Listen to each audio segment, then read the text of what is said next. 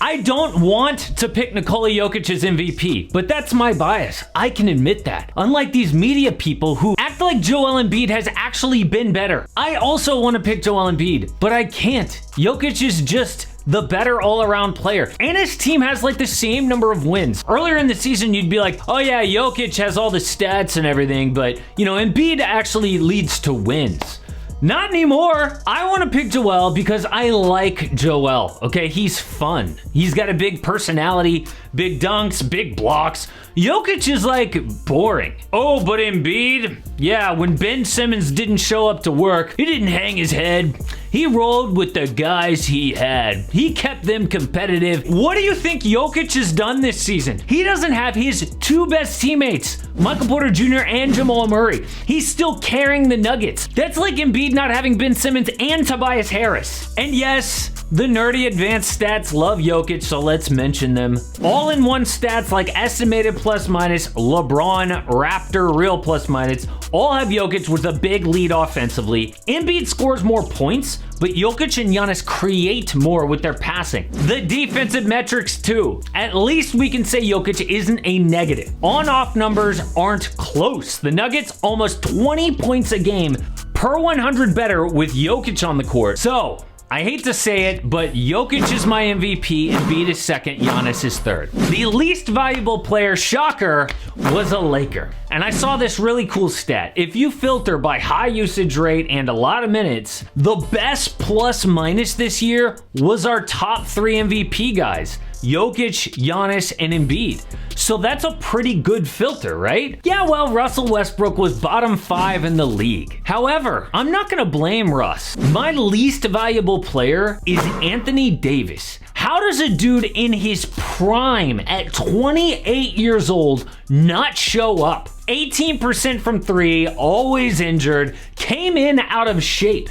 They can't even trade AD now because of how low his value is. Defensive Player of the Year is between Marcus Smart and Bam Adebayo. I know there are a lot of Marcus Smart people out there, and I get it. What he does doesn't get noticed all the time. Bigs have like rim protection stats and steals. Marcus is like the quarterback of the Celtics defense, like Draymond is for the Warriors. He's the best perimeter defender in the NBA and the best defender on by far the best defense. But Bam can just do stuff that Marcus can't. He's a beast in the middle and on the perimeter. Okay, Miami has just the 4th best defense, but it's number 1 when Bam plays. I know it's not fair that guards never win this award, but I can't pick Marcus Smart just because Marcus really wants it. Worst defensive player of the year, I have some rules here. No rookies, because that's not fair, and no bench players. I want a guy who plays a lot for his team, and therefore his bad defense really hurts them. And this year, it is Anthony Simons. He is next to last in the whole league for almost every advanced defensive stat. Part of that is his small size, but being the worst defender on the worst defense is pretty bad. This is gonna be Dame and CJ all over again if they really are gonna start Ant next to Dame next year. 6th Man of the Year, the easiest award to pick. Tyler Hero is like a better version of Jordan Clarkson. 21 points per game, leads everyone in the NBA off the bench. He's their leading crunch time scorer, runs the second unit of the number 1 team in the East, and yeah, his defense sucks, but so does Jordan Clarkson's, and he won 6th man. The worst bench player this year was Blake Griffin. He was so bad, Steve Nash just had to take him out of the rotation, and Blake took that personal. His old teammate Javon Carter posted on IG, "Man, it feels good to hoop."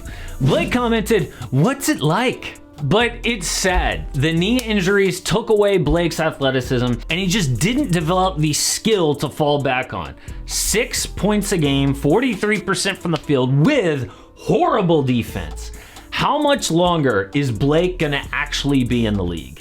Coach of the Year candidates: Monty Williams, Ty Lue, JB Bickerstaff, Taylor Jenkins, Eric Spoelstra. Honestly, I wanted to give it to Ty Lue because the Clippers have been amazing without 2 stars. Obviously Kawhi the whole time, PG most of the time, but they're like the 8th seed. I can't give it to Ty Lue. Monty Williams should have won last year. And the Suns are easily the West favorites this year. They have been amazing even when their stars miss games. Worst Coach of the Year candidates, Rick Carlisle, Frank Vogel, but I'm going with Chauncey Billups. I know he's in a tough position because he doesn't have Damian Lillard, but look, almost every single bad coach can make excuses. But for Chauncey, it went from like bad to just worse and worse and worse. I mean, other teams lost their star, like the Clippers or the Wizards, but Portland just feels like a miserable franchise. Maybe Chauncey isn't actually an NBA head coach. Most improved player, I really wanted to pick Desmond Bane. He's gone from like a random pretty good rookie to a key starter on the most improved team in the West. Dude went from 9 points a game to 18 with amazing efficiency and solid defense, but Darius Garland's improvement is just more important. Without Darius becoming an all-star candidate, the Cavs just don't work. He unlocks Jared Allen's lob threat. He is responsible for their offense, and Desmond is just like a role player. I love them both, but I think that Darius's leap is a more important improvement.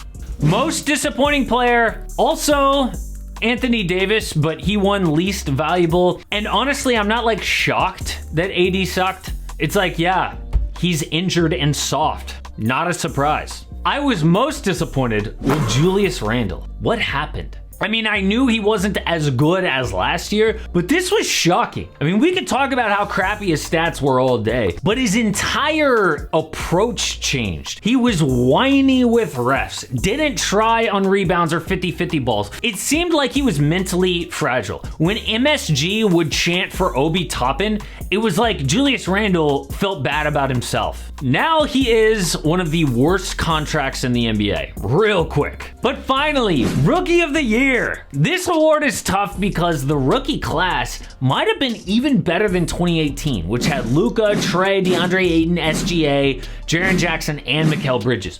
Okay, Scotty Barnes impressed immediately, right? But then Evan Mobley took the lead after that. And then Cade looked like an all-star. But Cade was not the best rookie this year because he leads in points at 17 a night. But look at that efficiency. 42% from the field, 31% from three. I know that more plays are drawn for Cade, so he has more shots to miss, and he's a rookie, I get that. But that's the thing. Like, Mobley and Barnes are not the focal points of their offense, but they have a huge impact. My pick, though, is Scotty Barnes because to me, he's the best all-around player. His offense is better than Mobley, but Scotty Barnes is good on D, and he was key to a team that just got better and better this year. Worst Rookie of the Year. My one rule is it's got to be a lottery pick, so a lot was expected. Our candidates are Jalen Suggs, Davion Mitchell, James Bouknight, but I am going with Bouknight. His strength in college was scoring. He's at 5 points a game. And I know that he's been in the G League a lot, but that's because they gave him chances and he failed. I think if the Hornets could redraft, they would take Moses Moody or Alperen Şengün, but Bouknight has a lot to prove next year. Guys, hit subscribe. I never say that anymore, and I realize like 70% of you aren't subscribed, but then I figured I might as well say it once in a while. So off-season videos are starting this week. Speaking of the Lakers offseason, LeBron James just warned the Lakers,